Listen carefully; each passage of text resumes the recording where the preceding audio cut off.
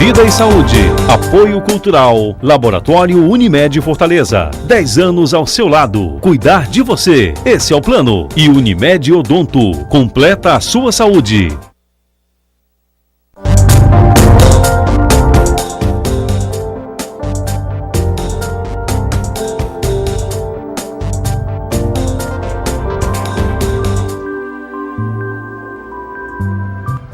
Você sabe o que é a febre chikungunya?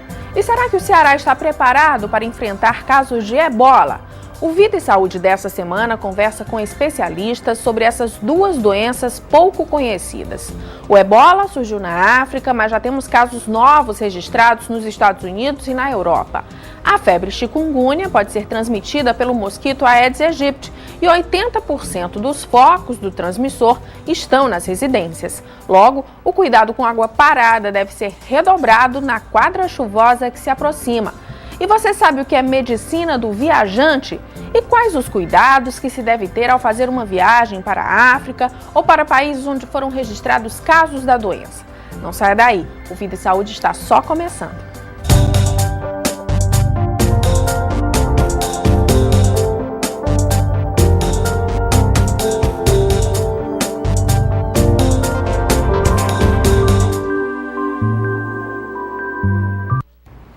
O ebola surgiu na África e já matou quase 5.000 pessoas.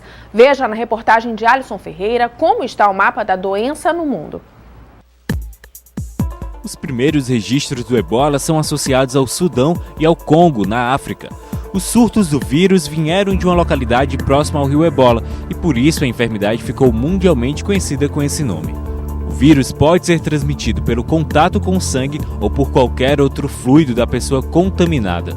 Surtos de ebola atingiram países da África em 1995, 2000 e 2007, mas foram controlados. Este ano a doença voltou a assustar. Outros países como Nigéria, Senegal, Espanha e Estados Unidos também registraram casos da doença. O número de mortos até agora pela epidemia de ebola chega a quase 5.000, segundo dados divulgados pela Organização Mundial de Saúde. No total, foram registrados mais de 9.000 casos em 7 países. No começo de outubro, um africano refugiado no Brasil foi o caso mais recente de suspeita da chegada do vírus ebola ao país. Mas, após diagnóstico, o caso foi descartado pela equipe médica. Enquanto as pesquisas em busca da cura do ebola ainda estão na fase de testes, os médicos tentam entender por que algumas pessoas resistem e outras não à doença, o que levanta o interesse para o estudo do mapeamento genético dos sobreviventes. E para tirar as dúvidas sobre o ebola, está aqui conosco a presidente da Sociedade Cearense de Infectologia, Melissa Soares Medeiros. Doutora Melissa, muito bem-vinda ao programa. Bom, a gente sempre acha que não deve se preocupar com o ebola, que é uma doença que está do outro lado do mundo. No entanto, sabendo de casos que se aproximam aí nos Estados Unidos, na Europa, e sabendo da quantidade de pessoas que vêm por aqui, estamos no estado turístico, quanto devemos nos preocupar a respeito dessa doença? Preocupar, eu acho que a gente deveria ter se preocupado desde o começo. Afinal de contas, a gente já tem há 40 anos que a gente sabe que o ebola existe e mata pessoas com mortalidade muito elevada, até de 90%, em países como a África. Então, talvez essa falta de preocupação excessiva não nos levou a avançar tão rápido, já que em poucos meses a gente tem conseguido fazer muitas coisas. Mas eu acho que a gente tem que diferenciar de ficar apavorado, né, de ficar assustado demais. Então, assim, geralmente essa doença, ela causa epidemias bem restritas, entendeu? Embora agora ela tenha ganhado uma nova versão, ela tem viajado pelo mundo, né, como você mesma falou. Ela já atingiu países da Europa, dos Estados Unidos, e como nós somos um país turístico muito procurado, então a gente tem que estar preparado para receber possíveis casos. Como é que as pessoas, vamos tentar explicar de uma forma mais didática para o nosso telespectador, como é que de fato uma pessoa é infectada pelo vírus ebola? Isso. É importante a gente saber que esse vírus ele não é transmitido pelo ar. Então não é porque eu estou no mesmo ambiente que eu vou me infectar. Ele é transmitido por contato, principalmente contato com fluidos. Então é com a secreção, por exemplo, se o paciente estiver tossindo, aquela secreção que ele está expelindo, ele pode levar fluidos, urina, sangue. Então o paciente precisa ficar em isolamento, mas principalmente isolamento de contato. Então o contato, mesmo um simples contato, pode ser suficiente para a transmissão. Por isso que a gente tem que ter medidas para proteger principalmente os profissionais que vão entrar em contato, bem delimitadas, que é o que a gente tem tentado fazer. Agora, acompanhando algumas reportagens aí, inclusive internacionais, a gente vê que os profissionais de saúde, eles têm tido dificuldade no manejo desse equipamento de segurança. Quer dizer, enquanto ele está com contato com o paciente, ele está totalmente seguro. Porém, quando ele vai tirar aquele equipamento, é que ele acaba se contaminando. O que é que já se tem avançado em relação a isso? Na verdade, assim, como a gente precisa que a pele esteja totalmente coberta, então você vê que realmente, assim, quando a gente vê as fotos, a paramentação, ela realmente parece um traje espacial, né? Então você cobre o rosto todo, cabelo, pernas. Então, assim, a gente precisa de um equipamento que realmente cubra o seu corpo inteiro.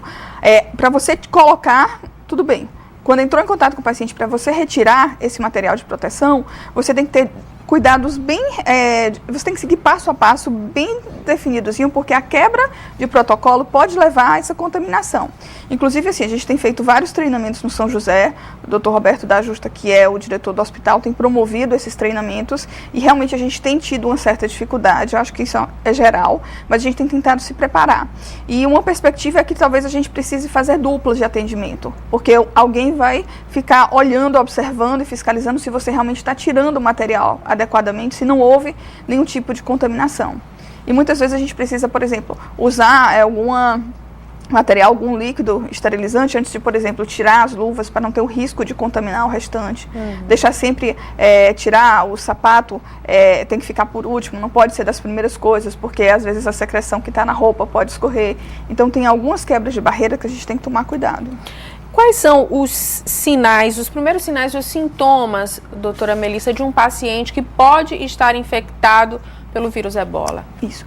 Então, assim, o período de incubação, ele varia muito, ele pode chegar até 21 dias. Então, nesse período que a gente, às vezes, isola o paciente, deixa em quarentena, com o risco dele apresentar sintomas, ele tem que ficar em observação, porque podem ser sintomas bem simples, como parecidos com quadro viral. Então, a mialgia, náusea, vômito, febre, que é um dos primeiros sintomas, e só depois o paciente evolui para quadros mais graves, inclusive de hemorragias, principalmente hemorragia interna ou externa também, que é quando ele pode ter sangramento pela orofaringe, pelas fezes. Então, assim, os primeiros sintomas podem ser bem simples e podem começar até em 2 dias, ele pode evoluir rápido. E a partir do momento em que ele sente esses primeiros sintomas, ele já pode contagiar uma outra pessoa? Isso.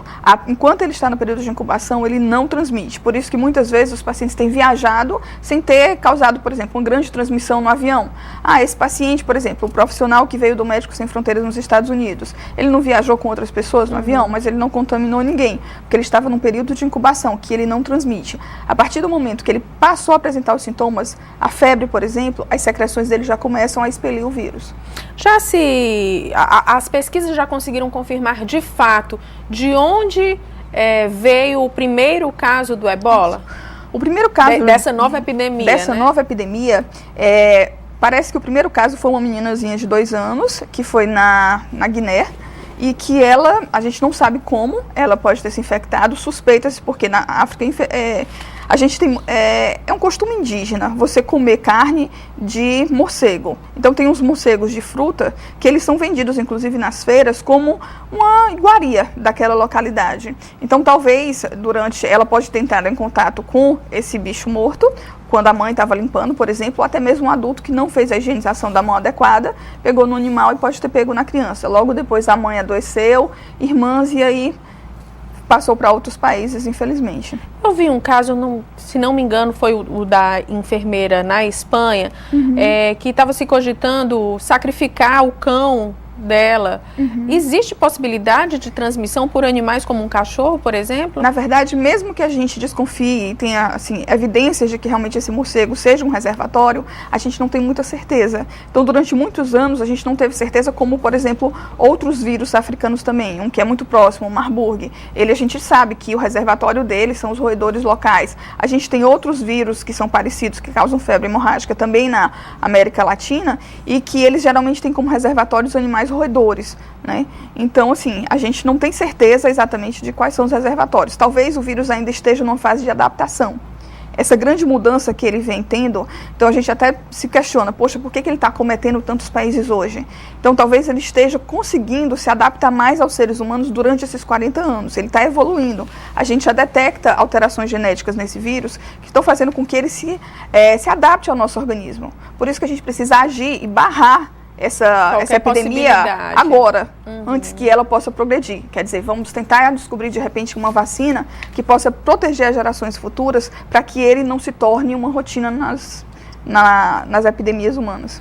Doutora, só para a gente encerrar esse bloco, eu vi aí várias pessoas considerando totalmente remota a possibilidade de uma epidemia de ebola no Brasil. A senhora concorda com isso? Olha, eu acho que a gente tem que estar preparado, entendeu? Mas a gente tem que observar os outros países também. A Espanha teve casos, a Noruega teve casos, os Estados Unidos estão tendo casos e eles estão conseguindo controlar, bem ou mal.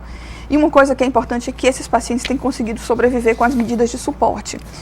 Infelizmente, a África tem digamos assim, a população tem uma característica peculiar. Ela é muito pobre, não tem condições de profissionais, instituições, hospitais adequados. Muitas vezes as famílias têm deixado os próprios familiares no meio da rua, jogados sem atendimento. Então isso facilita essa disseminação tão grande. Se você pega esse paciente em países que tem realmente assim, que estejam preparados para isolar esse paciente, para fazer a detecção, a quarentena, o isolamento, a gente talvez não tenha um quadro tão, digamos assim, tão chocante como está acontecendo na África. É o que a gente espera. Ok, a senhora continua com a gente, porque no próximo bloco a gente fala sobre a febre chikungunya. Você sabe o que é? Daqui a pouco a gente explica. Até já.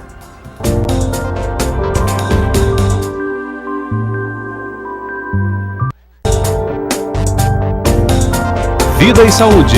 Apoio Cultural. Laboratório Unimed Fortaleza. 10 anos ao seu lado. Cuidar de você. Esse é o plano. E Unimed Odonto. Completa a sua saúde. Vida e Saúde. Apoio Cultural. Laboratório Unimed Fortaleza. 10 anos ao seu lado. Cuidar de você. Esse é o plano. E Unimed Odonto. Completa a sua saúde.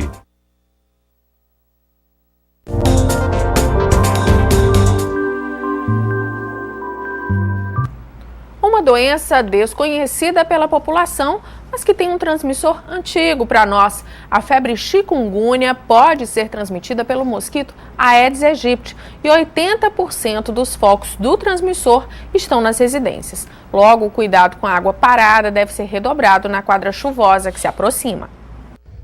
Uma doença conhecida por poucos. Você já ouviu falar em febre chikungunya? Não. É o que mesmo? Não. Já ouvi falar, sim, já. A palavra é diferente e causa estranhamento. Chikungunya significa aqueles que se dobram. O termo surgiu na Tanzânia, país africano onde surgiu a doença, para descrever o que acontecia com os pacientes que, por causa do problema, tinham dificuldades de movimentos e locomoção, causados por inflamação nas articulações. Além das dores no corpo, os sintomas da febre são dor de cabeça, fadiga, náuseas e vômitos. Como os indícios são parecidos com os da dengue, fica difícil um diagnóstico preciso. Nossos profissionais médicos estão sendo qualificados, toda a área de saúde também, para que na realidade comece a suspeitar, sobretudo observando a procedência desse paciente nesse exato momento, já que não temos casos autóctonos ainda no estado do Ceará. Com a evolução dessa enfermidade, poderá ser pedido e deverá ser pedido exames laboratoriais, que no nosso caso é referência do nosso LACEN aqui no Ceará, e caso necessário, amostras serão mandadas para o Instituto Evandro Chagas, em Belém do Pará, que é a referência aqui para o Norte e Nordeste, para elucidar laboratorialmente se tratou de um caso de dengue ou de um caso de febre chikungunya. Neste ano foram registrados 3 casos da febre aqui no Ceará. 2 deles foram contaminados durante uma viagem à República Dominicana, país onde os surtos da febre são comuns. As autoridades tomaram várias medidas para evitar a proliferação da doença aqui no estado. Imediatamente nós fizemos um trabalho de controle, abafamos completamente o risco da transmissibilidade da doença na nossa cidade. O vírus da febre chikungunya é transmitido através de um velho conhecido nosso, o mosquito Aedes aegypti. Assim como a dengue, se o inseto picar alguém contaminado, vai ser infectado e espalhar para as outras pessoas. O gerente da Célula de Vigilância Ambiental alerta que é preciso atenção, já que é grande o risco da doença se proliferar no Ceará. Nós estamos num país, num estado e numa cidade de clima tropical, né? Então isso envolve o quê? Uma grande insolação, uma questão de temperatura, um alto grau de umidade. Então são condições preponderantes realmente para a existência e proliferação do vetor. De acordo com o Ministério da Saúde, cerca de 340 pessoas já foram infectadas pela febre chikungunya no Brasil. O maior número de casos foi registrado na Bahia. Assim como os sintomas da febre são parecidos com os da dengue, as formas de prevenção também são as mesmas. Os focos identificados de Aedes aegypti que nós temos na cidade de Fortaleza e em todo o Nordeste em si, 80% estão nos domicílios. Então, em 80% deles nós poderíamos evitar com a responsabilidade direta do proprietário, das pessoas da casa. Então, nós dependemos muito ainda da educação ambiental e da educação doméstica para vencermos o grande desafio chamado dengue e agora a febre chikungunya. A infectologista Melissa Soares Medeiros continua aqui no estúdio com a gente para tirar algumas dúvidas a respeito dessa doença. Doutora Melissa, já são quatro casos confirmados aqui no Ceará, todos importados. Significa que foram pessoas que foram para esses países onde a contaminação é maior e vieram para cá. Qual o risco delas passarem essa doença agora para um número maior de pessoas? Isso. Então, assim, há bem pouco tempo a gente não tinha realmente esse vírus na América Latina, mas ele realmente acabou entrando através de viajantes, principalmente da África, na região do Caribe. E você sabe que é muito frequente as viagens para aquela região, Punta Cana, na República Dominicana, as pessoas vão passar férias e voltam. Então, é o que aconteceu realmente com a população. E isso tem um risco para a gente, por quê? Você mesmo falou, a gente tem o mesmo vetor, que é o Aedes aegypti. Além disso, ele também pode usar um outro mosquitinho, que ele existe mais na zona rural, que é o Albopictus, que ele existe aqui também no Brasil. Então, a gente tem um risco de disseminação não só realmente na zona urbana, mas também na zona rural. Então, isso vai fazer com que esse vírus se mantenha como, digamos assim, como por exemplo da febre amarela, que a gente não consegue erradicar. Por quê? Porque ele também tem um ciclo rural. Então, toda vida que você vai, por exemplo, para a Mata Atlântica, você tem um risco de se contaminar. Então, por isso que a gente tem um risco muito maior se ele entrar realmente na nossa região e ficar. Como é que tem sido feita a detecção desses casos? O paciente chega com que sintomas? Existe o perigo de uma confusão dele ser diagnosticado com uma outra virose, com dengue, a dengue clássica ou algum outro tipo de dengue? Na verdade, a gente até acha que provavelmente esses números que a gente isola são bem maiores, porque na verdade o quadro é muito parecido com o da dengue. Então, é a mesma febre, a mesma mialgia, a mesma cefaleia. Então, é um quadro bem parecido com o da dengue. O rash, plaqueta alterada, então é bem parecido. Então, você faz até um hemograma, você pode confundir com o hemograma da dengue. A característica principal, que é o que define o nome dela, são as dores articulares que são muito fortes. Em pés, em joelhos, em mãos, articulações, que deixam o paciente realmente tão dolorido que não é aquela dor da dengue que passa em uma semana. O paciente pode passar até meses sentindo aquela dor, aquela artrite mesmo. Mas então, essa dor nas articulações, ela aparece em que momento da doença? Isso, ela aparece mais ou menos com 7, 10 dias. Então, aqueles pródromos, aqueles sintomas iniciais, são bem comuns com o da dengue. Por isso que muitas vezes você suspeita que seja só dengue. E a gente acaba pedindo só sorologia para dengue. E esquece a chikungunya porque não é do nosso, digamos assim, não é a doença mais frequente. Mas a partir de agora, esses pacientes que têm dores articulares muito intensas e que podem persistir por mais de 10 a 15 dias, a gente tem que fazer a investigação, que aí no LACEN, e provavelmente a gente vai conseguir fazer realmente não só a sorologia, mas também o isolamento do vírus através da técnica de PCR também.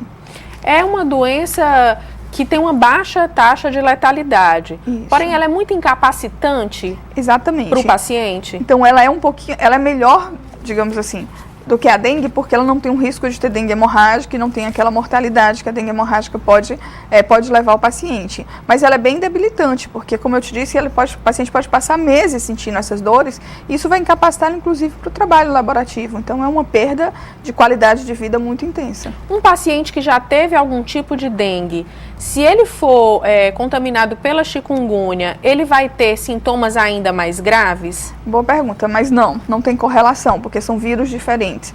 E diferente do vírus da dengue, que você tem 4 subtipos, então por isso que a gente sempre diz, eu tive o tipo 1, aí eu posso ter o tipo 2 e isso pode propiciar uma doença mais agressiva. Não, o chikungunya ele não faz parte, ele só é um sorotipo de vírus e só ele que causa a doença. Uhum.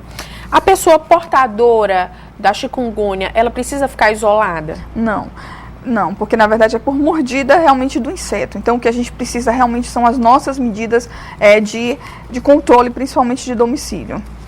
Existe uma medicação específica para o paciente de chikungunya? Não tem um remédio específico, são medidas de controle, assim como a gente faz realmente com a dengue. A gente, como se trata de uma doença viral, que a gente não tem muita certeza, a gente só evita um pouco de usar o ácido acetil salicílico, assim como a gente faz com a dengue também.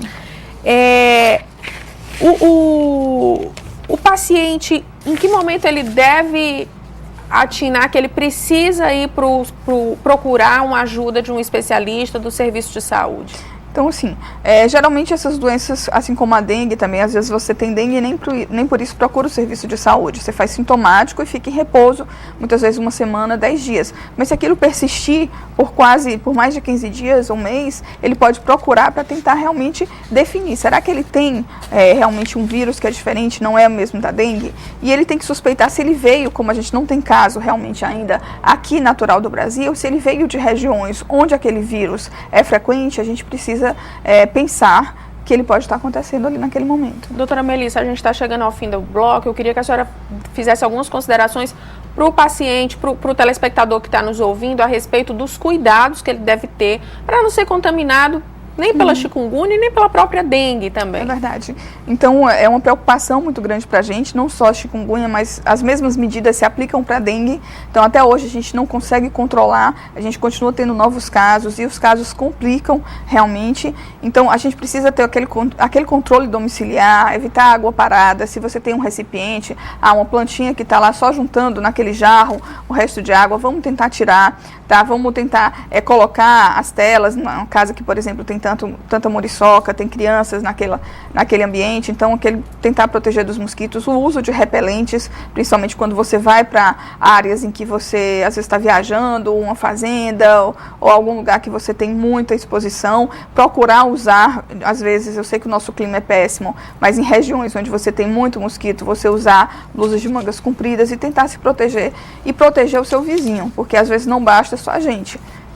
É uma piscina que está abandonada, que está suja no vizinho, que só juntando água, um pneu velho e todos aqueles objetos que podem estar acumulando água parada, que é o local onde o mosquito se reproduz. Né? Que na verdade todo mundo sabe exatamente quais são, mas tem gente que não toma cuidado, né? Doutora Melissa, muitíssimo obrigada pela sua presença aqui no Vida e Saúde. A gente vai para um rápido intervalo e no próximo bloco vamos saber quais os cuidados que se deve ter ao fazer uma viagem para o exterior, para a África, por exemplo, ou para países onde foram registrados casos da doença. A gente volta já.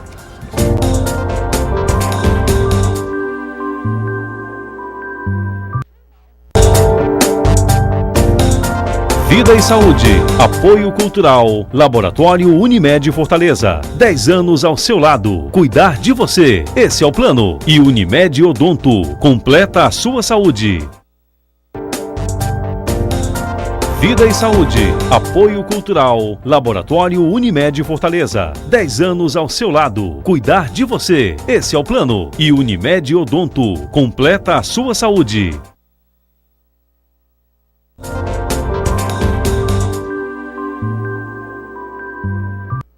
Quais os cuidados que se deve ter ao fazer uma viagem para a África ou para países onde foram registrados casos de doenças como o ebola ou a febre chikungunya, por exemplo? É o que responde para a gente agora o especialista em medicina do viajante, Marco Foltran. Seja muito bem-vindo, Foltran.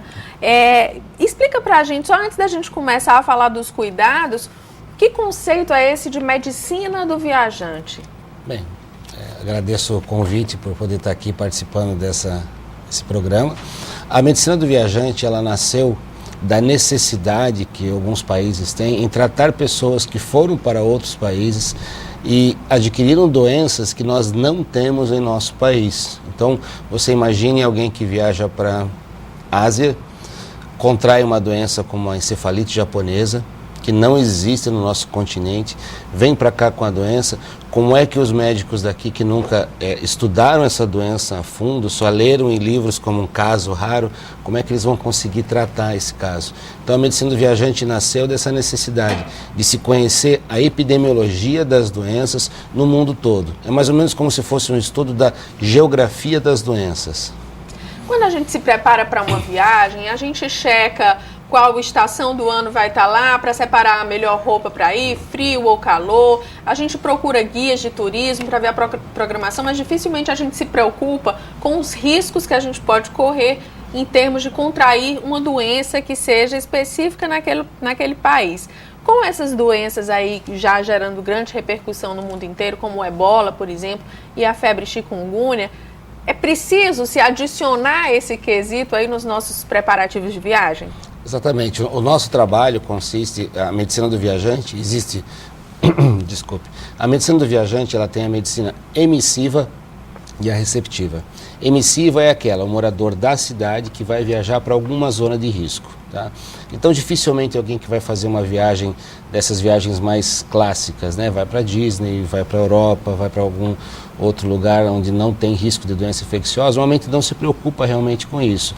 As pessoas que normalmente me procuram são pessoas que vão viajar para a África, vão fazer um safari, elas vão para alguma zona endêmica de alguma doença, vão para zonas de malária. Então, essas pessoas elas já começam hoje em dia a ter essa preocupação e nos procurar no consultório dizendo: eu estou indo para determinado país, que cuidados eu devo ter para ir para aquele determinado país. E nós vamos ver dentro da viagem, são três partes separadas que nós analisamos em cada paciente.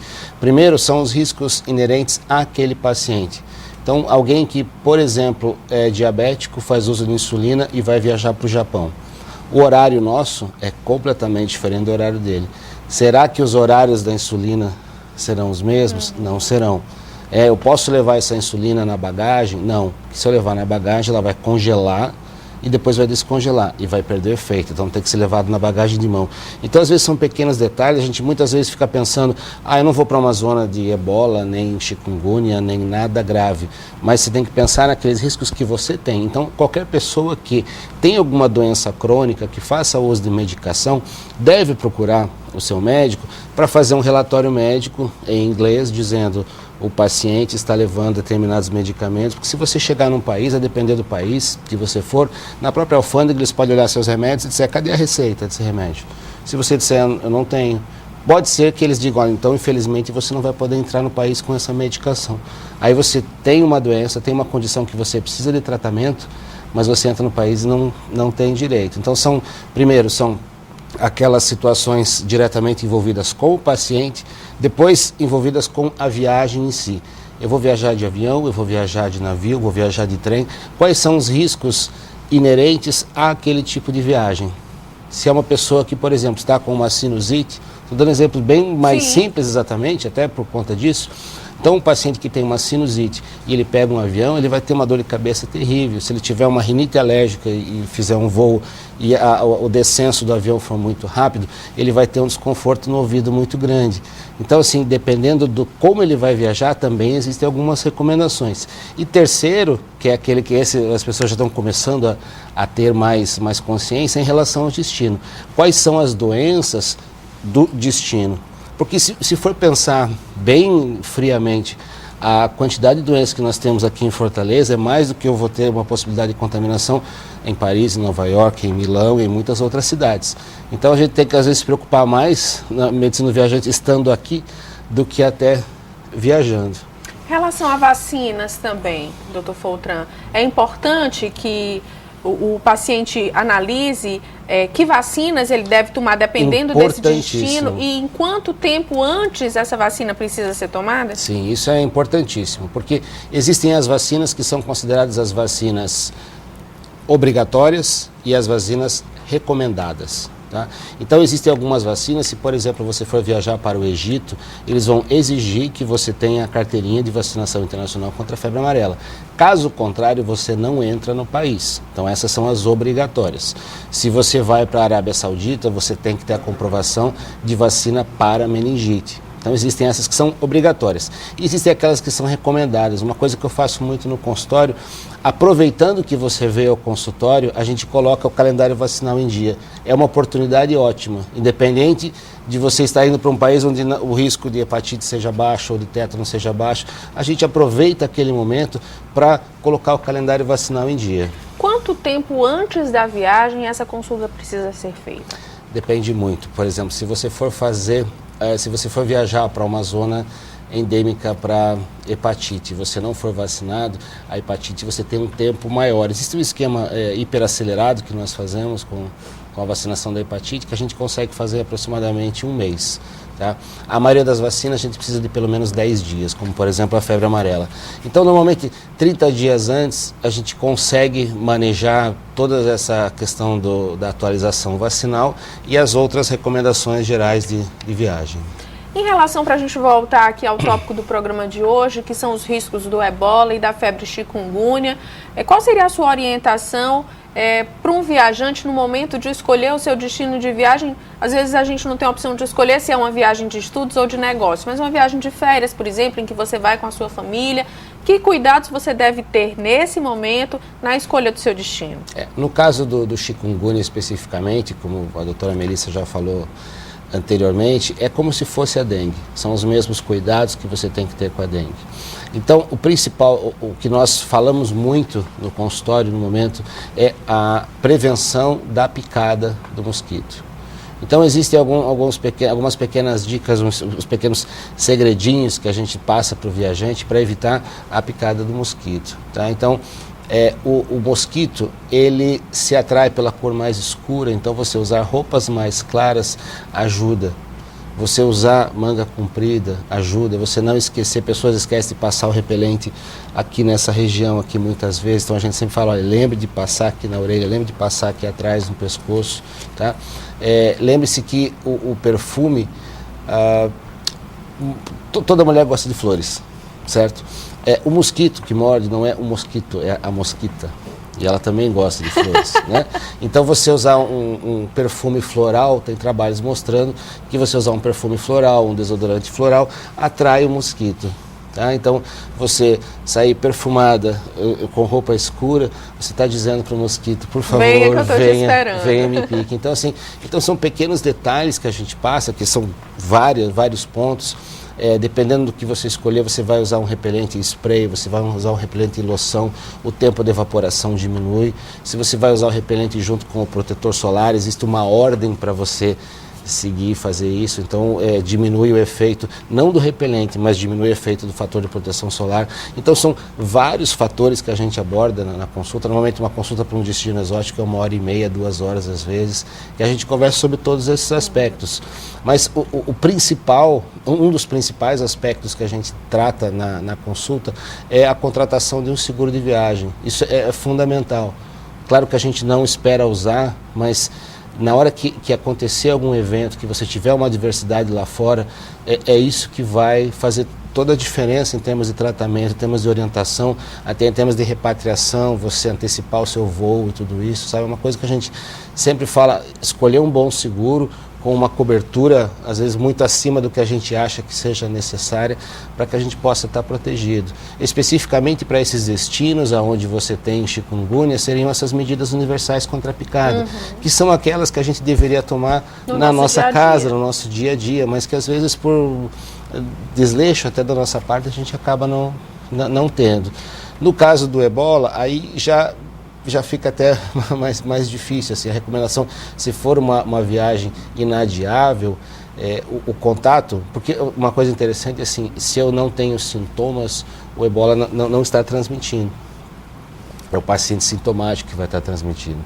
E assim, você pensar como é que você vai para um país que você tem muitos casos de ebola, e você, eu vou estar perto de uma pessoa e vou pegar do ar, isso não acontece, o ebola não se transmite pelo ar, mas o contato com secreções, é mais por isso que os médicos, os enfermeiros, os profissionais de saúde é que estão num risco maior. Então, se eu, por exemplo, fosse trabalhar com Médicos Sem Fronteiras, eu teria que ter um cuidado enorme com relação a isso, mas uma viagem para um congresso que você vai estar em lugar fechado, vai estar no ar-condicionado, você vai sair do táxi, vai para o congresso, volta, o risco até não é tão grande quanto para um profissional de saúde. Doutor Foltran, para a gente encerrar essa entrevista, a gente falou aí dos cuidados individuais que cada viajante deve tomar aí para não contrair, para não ser contaminado com nenhuma dessas doenças. Em relação ao Brasil, os cuidados institucionais, vamos dizer assim, em relação à prevenção desse contágio nas entradas do país, por exemplo, o senhor acha que a gente está preparado para evitar que essas doenças entrem aqui? Eu acho que nós sempre podemos melhorar, sempre podemos melhorar. Uma das possibilidades de melhora seria a instalação nos aeroportos de termógrafos. Termógrafos são câmeras de infravermelho que medem a temperatura à distância. Então, existe até inclusive um protocolo internacional já regulamentado pela norma ISO, em que você tem uma forma de você colocar o termógrafo e cada pessoa que vai entrando, ela simplesmente olha para uma câmera, como se fosse uma câmera de segurança, e essa câmera ela já tem preparado já um limite, um span de temperatura. Então, quem tiver com hipertermia na face, vai ser a primeira triagem. A partir daí ela vai ser levada para uma segunda triagem, que é a medida de temperatura, para você achar viajantes com febre. Esse sistema foi usado na China, não só na China, mas na Ásia de maneira geral, durante a epidemia da SARS, né, da gripe aviária. Doutor Marco, muitíssimo obrigada pela sua presença aqui no Vida e Saúde, pelos seus esclarecimentos. Até uma próxima oportunidade. A gente vai para um rápido intervalo e no próximo bloco a gente fala mais sobre prevenção. Continue com a gente, o Vida e Saúde volta já.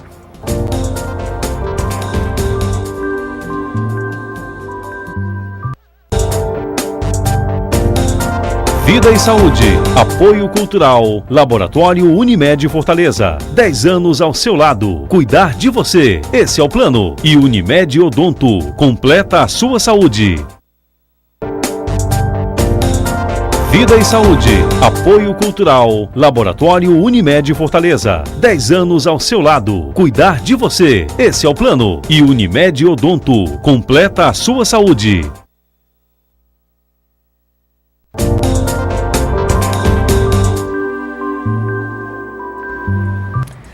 Prevenção é uma boa aliada no caso de muitas doenças. E no caso da dengue e da febre chikungunya, que é transmitida pelo mesmo mosquito.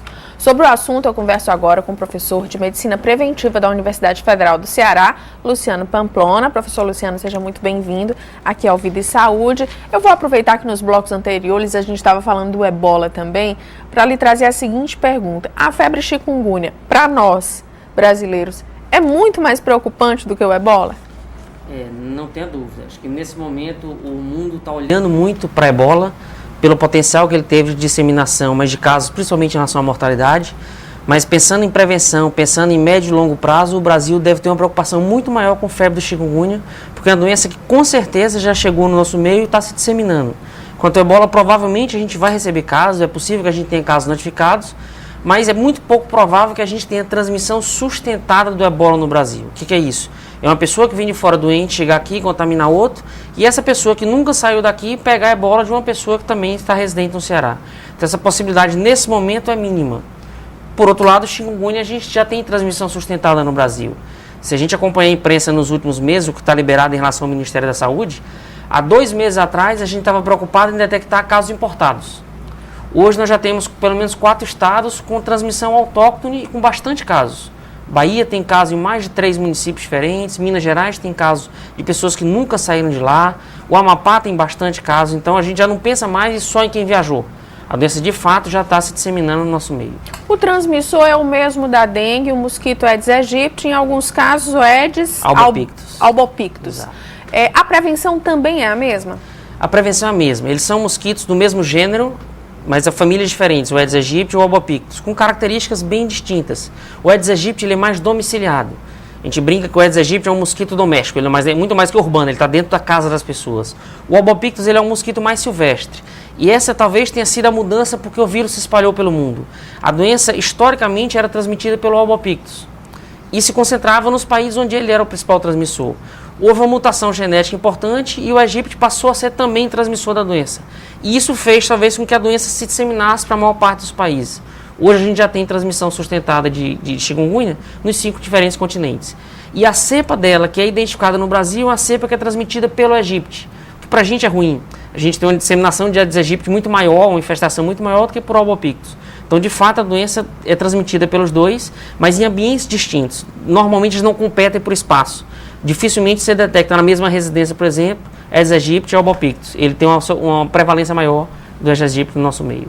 O senhor acredita na possibilidade de uma epidemia de chikungunya, assim como nós já registramos em momentos passados, epidemias graves de dengue, principalmente se a gente considerar aí o momento hídrico do país, em que existe falta d'água em muitos estados, as pessoas estão armazenando água em suas casas, isso aumenta os riscos e nos coloca na possibilidade de uma epidemia?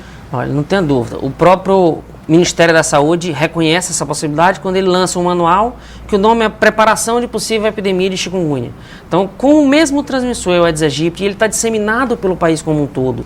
A doença tem uma transmissão muito fácil, inclusive que a gente chama de taxa de ataque. É de quantas pessoas foram infectadas, quantas adoecem. Enquanto o dengue tem uma taxa de ataque, o mosquito pica 10 pessoas, 2, 3 vão manifestar sintomas, o chikungunya ele pica 10 e 8, 9 manifestam sintomas. Então a taxa de ataque da doença é muito grande. Então o Ministério está realmente preocupado com isso. E como a doença já chegou no nosso meio, o preparativo agora é no sentido de evitar a transmissão, de melhorar as ações de controle do Aedes aegypti, que para nossa sorte é a mesma ação que a gente faz para a dengue. A gente só precisa reforçar, porque a gente não conseguiu fazer eficientemente para a dengue. A prova são as epidemias que a gente tem vivido. Então na prática existe sim a possibilidade de a gente ter uma grande disseminação da doença pelo país. Qual a melhor forma de prevenir, professor Luciano? Continuam sendo aquelas orientações clássicas, a doutora Melissa até falou agora há pouco, a questão da água no pneu, da caixa d'água vedada, da água da piscina que não pode ficar abandonada, a casquinha de ovo, a tampinha de refrigerante, ainda é isso ou tem algo mais que possa se fazer? É isso, mas é importante dar um foco interessante. O Aedes aegypti ele tem hábitos domiciliares, como a gente disse, e cada região do país tem uma peculiaridade. Então, assim, toda a mídia nacional que é produzida fala muito em vaso de planta, em bromélia. Se for pegar o Nordeste especificamente, se for pegar o Ceará, de cada 10 focos de Aedes aegypti, talvez ou menos de muito menos de um seja numa bromélia ou no vasinho de planta. Porque a gente não tem bromélia como tem no Sudeste, como tem no Sul. A gente não tem vasinho de planta com água como tem no Sul e Sudeste. O nosso problema, especificamente no Nordeste, se a gente pudesse priorizar, são os depósitos que a gente usa para armazenar água. Então, de cada 10 focos de Aedes aegypti no Ceará ou no Nordeste, 8, 9 são em depósitos que a gente utiliza para acumular água. Então, eu preciso me preocupar com os tanques, com os tambores, com os tonéis, com os baldes, com as caixas d'água. Então, é importante que essa seja a principal prevenção. Claro, eu vou me preocupar com coco, com quenga de coco, com casca de ovo, com lixo no terreno baldio, mas esse não deve ser o nosso primeiro foco. O principal são os depósitos domiciliares utilizados para armazenar água. Esse é o foco importante em reprodução do Aedes aegypti no Ceará e no Nordeste como um todo. Então, se a gente priorizar isso nesse momento, que está antecedendo o período chuvoso, a gente não começaram ainda as chuvas do Ceará, mas esse é o momento da gente limpar esses depósitos, preparar esses depósitos para acumular água. Eu não posso dizer, como a gente ouvia antigamente no Sul e Sudeste, não acumule água parada, né? Agora estão mudando as coisas que estão precisando acumular também. Mas eu preciso acumular água, porque é tradicional do nordestino, mas eu preciso proteger essa água. E acumular ela de forma protegida, evitando que o mosquito tenha acesso a esse depósito. Essa é a melhor forma, com certeza. Eu lembro que há poucos anos, aí numa epidemia de dengue que tivemos, algumas escolas saíram com umas iniciativas como providenciar calças para o fardamento das crianças, indicar o uso de repelente. Isso também é importante que se feita, essas medidas de proteção individual? Acho que quaisquer medidas de proteção individual, somadas, elas são importantes. O difícil é que elas sejam continuadas. Então, eu dou um exemplo. No bloco anterior, a gente discutiu a possibilidade de uso de repelente. Se eu for para a África fazer um safari e passar 5 dias, é mais compreensível para mim que eu vou usar repelente durante os 5 dias. Mas eu moro em Fortaleza, eu vou conviver aqui, eu tenho talvez o mesmo risco de algumas doenças de lá, e é pouco provável que as pessoas passem repelente, porque você tem que ser reaplicado a cada 3 horas. Então, você imaginar que na sua rotina você vai usar repelente a cada 3 horas, é difícil de imaginar que isso vira uma rotina. Por isso que é difícil do longo prazo. Em 2008, a gente teve isso muito claro com os repelentes, porque naquele momento a epidemia de dengue atingiu muitas crianças, pela volta do sorotipo 2. Então, como as mães ficavam muito preocupadas, a gente houve uma invasão de uso de repelente. É claro que isso acrescenta ao combate. A história, usar raquete em casa, usar aqueles fumacinhos, usar quaisquer medidas individuais vão somar nesse momento. Mas o mais importante é a gente tentar prevenir a entrada do mosquito. É a reprodução dele. Matar o mosquito adulto depois é muito mais complicado e mais caro. Sem contar no risco que está envolvido de transmissão dessas doenças. As medidas feitas pelo Estado, pela Secretaria de Saúde, por exemplo, como o carro fumacê, as visitas domiciliares, elas são eficazes nesse momento também? Ajudam. Por que é importante?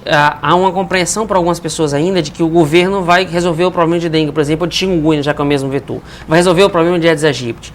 Isso é absolutamente impossível.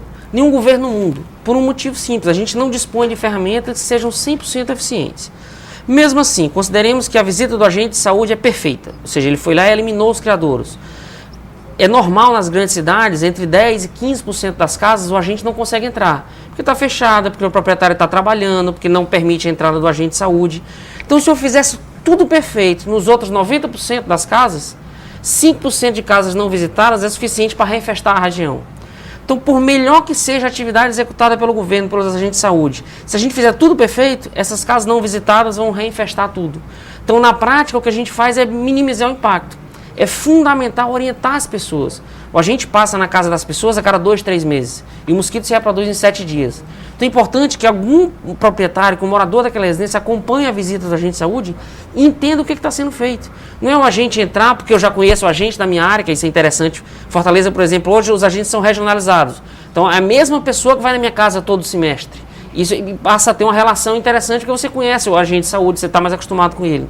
Mas eu não posso com isso dizer, olha, entre, resolva o problema e saia. Eu tenho que permitir a entrada do agente e aprender com ele o que eu vou fazer até a próxima visita. Então é preciso entender que prevenção de dengue é de um turno. O mosquito passa a vida com 2 objetivos, reproduzir e sobreviver. E para essa sobrevivência a fêmea vai precisar picar as pessoas. Então eu preciso me preocupar com dengue todo dia. Infelizmente ou felizmente a gente tem outras 1000 preocupações, mas a prevenção tem que ser de um turno na casa de cada um de nós. Professor, a gente sabe que Fortaleza tem uns períodos assim que as ondas de muriçocas aumentam, né? Eu vou pegar o exemplo da minha casa nesse momento, assim, a gente está enfrentando um problema com muriçoca que em outros períodos do ano a gente não tem. Como identificar que são muriçocas simples ou que a gente tem que ficar de olho se pode ter um mosquito da dengue ali naquele, ou o mosquito que transmita a febre chikungunya ali naquele universo de outros insetos? Normalmente são épocas diferentes de maior sazonalidade do Aedes aegypti e de muriçoca. Muriçoca, nessa época exatamente que eu estou sem chuva, que é aqueles depósitos naturais de água que existem, com matéria orgânica, esses são os locais onde ela se reproduz, nos esgotos a céu aberto, nas lagoas onde não tem peixe, nos riachos, onde não tem peixe que come larva desses mosquitos. E ela é um pouco mais agressiva, ela vem muito mais. Engraçado essas coisas que você ouve no interior e é interessante. A melhor receita, a gente diz que o Aedes aegypti tem as perninhas branca e preta, né? Mas você imaginar um bicho voando e você olhando a cor da perna... E aí eu vi de uma pessoa no interior, a melhor receita é fechar o olho e esperar. Porque aquele barulhinho que as pessoas ouvem dormindo de mosquito, aquele é um barulho provocado pela muriçoca. O Aedes aegypti ele não faz barulho voando. Então a melhor forma de diferenciar... É um mosquito silencioso. Então pronto, se ele fizer barulho, tranquilo, é muriçoca. Se ele não fizer barulho, você abre o olho, né, e toma alguma providência, que pode ser Aedes aegypti, que pode transmitir tanto dengue como chikungunya. Mas realmente são diferenças importantes. Existe uma região do estado onde deve haver maior preocupação em relação à transmissão da chikungunya e também da dengue? Nesse momento, se a gente considerar que chikungunya para nós ainda é um evento importado, as regiões que recebem mais turistas, teoricamente, tem mais isso, como Fortaleza, as grandes regiões metropolitanas do Cariri, do Sobral, que recebem um fluxo maior de turistas, tem mais chance nesse momento de vir pessoas doentes com chikungunya, a doença se disseminar. Para dengue, o mosquito está em todo o ambiente, o vírus circula no nosso estado há mais de 20 anos, então na prática o que eu vou ter é regiões que têm maior infestação e menor. E isso é muito cíclico. Então é compreensível se a gente ver a série histórica de dengue, que tem anos que eu tenho grande epidemia de dengue e não tenho no interior do estado. Não é porque os municípios do interior fizeram menos ou fizeram mais. É que naquele ano a gente não tinha susceptíveis pela doença porque o vírus já circulava há muito tempo. Então isso é sazonal. Quando chega um vírus novo, a depender de onde ele se espalha primeiro, normalmente a doença chega nos grandes centros. Eu tenho uma densidade demográfica maior. Estou falando de uma doença que o mosquito que transmite. Então o mosquito não sai voando por aí. Ele é um mosquito domiciliado. Então se eu tenho 6, 7, 10 pessoas morando numa casa, o risco de transmissão é muito maior do que eu tenho em regiões onde eu tenho uma casa aqui e tenho outra casa no outro quarteirão. Então na prática esses grandes centros urbanos são sempre mais preocupantes em relação à transmissão de doença vetorial. Ok, professor Luciano Pamplona, muitíssimo obrigada pela sua presença aqui no Vida e Saúde. Volte sempre para dar mais esclarecimentos aí para a gente. O programa de hoje vai ficando por aqui. Se você tem alguma dúvida ou sugestão, mande um e-mail para a gente no vidaesaude@tvupovo.com.br. Eu agradeço a sua companhia e até o nosso próximo encontro.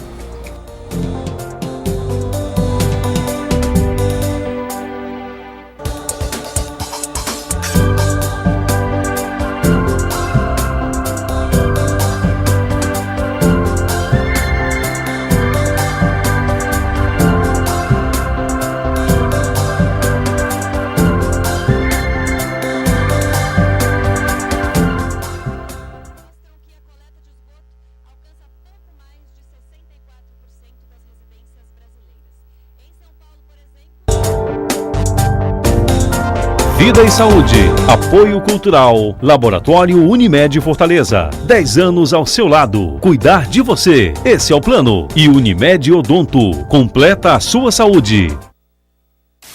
O povo. Você presente.